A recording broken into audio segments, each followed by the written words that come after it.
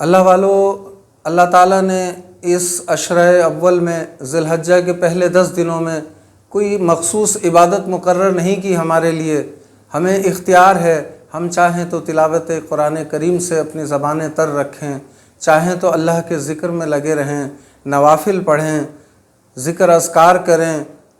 احادیث مبارکہ میں آتا ہے افضل الذکر لا الہ الا اللہ، افضل الدعاء الحمدللہ، کہ سب سے بہترین ذکر جو ہے وہ لا الہ الا اللہ کا پڑھنا ہے۔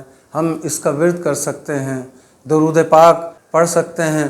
یہ اور اسی طرح چھوٹے چھوٹے اعمال ہمارے لیے بڑی بڑی نیکیاں، بڑے بڑے اجر کے پہاڑ لے کر چلے آ رہے ہیں۔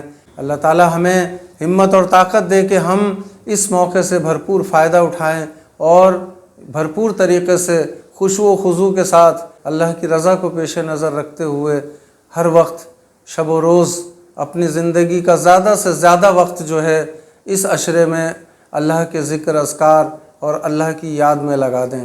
اللہ ہمیں ہمت دے، طاقت اور توفیق دے، تو ہمیں اس عشرے سے خوب فائدہ اٹھانا چاہیے۔